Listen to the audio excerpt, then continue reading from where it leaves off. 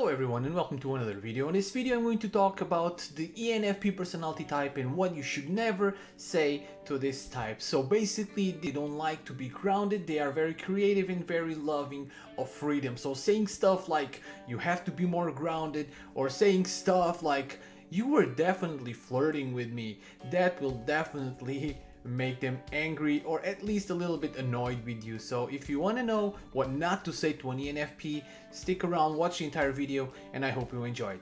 Thank you so much for watching, and I'll see you on the next one.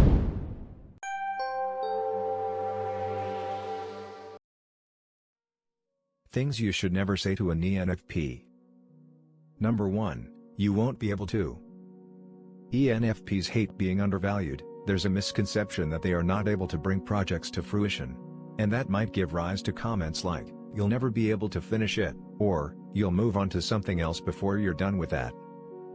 It's true that ENFPs can at times jump from idea to idea, but this happens because they are looking for that perfect idea or project, and of course there are going to be duds along the way.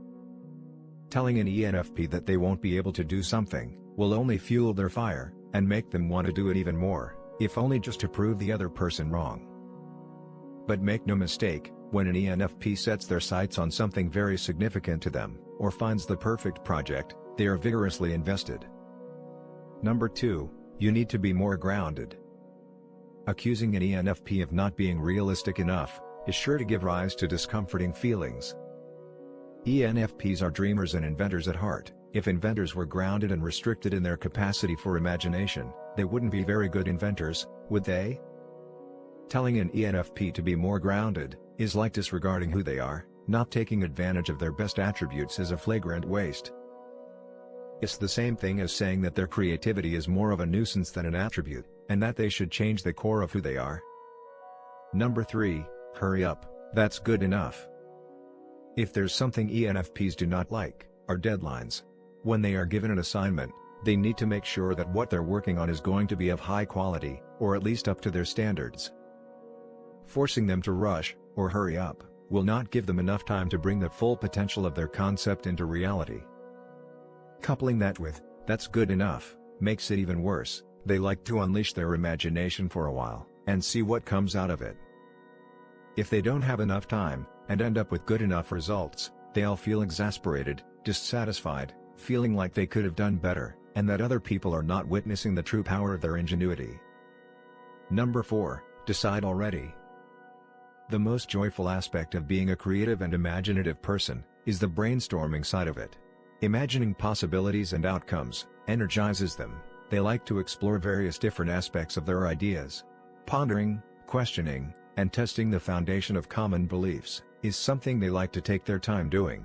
They spend great amounts of energy and time considering what might be. This means that before they form a decision, they need to feel convinced that they covered everything they believe to be relevant. Pressuring them into a premature decision is only going to ruffle their feathers and aggravate them. Number 5, if it works, there's no need to change it. ENFPs cannot help themselves but to have new and original ideas. It's hard for them to stop the stream of creativity.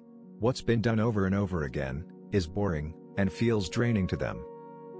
Saying that something is perfect and doesn't need changing implies that there's no need for new ideas or improvements.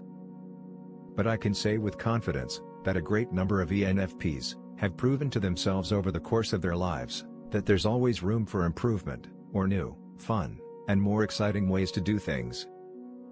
But even though at times ENFPs might have a hard time completing their ideas, this should not be confused with laziness. If something, ENFPs are the opposite of lazy, they can at times be too creative for their own good. Number 6, you were definitely flirting with me. Having their warm, bubbly and enthusiastic nature mistaken for flirting can become extremely annoying. Having people constantly saying ENFPs were flirting with them feels like another form of control.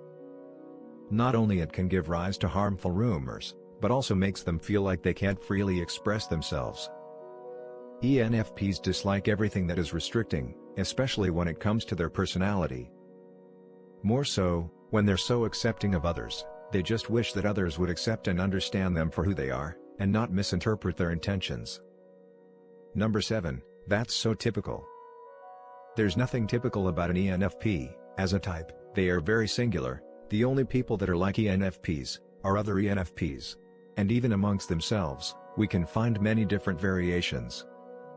ENFPs naturally stray away from the common and traditional. They take pride in their adventurous ideological minds and particular aesthetics. Their freedom of expression is liberating and emotionally fulfilling. Calling ENFPs normal can almost feel like an insult. Stripping away their originality feels disrespectful and like an attack on their personal sense of freedom. If you liked the video, please consider leaving a like and subscribing. That will allow us to keep making more videos like this. For more related content, please click on one of the suggested videos.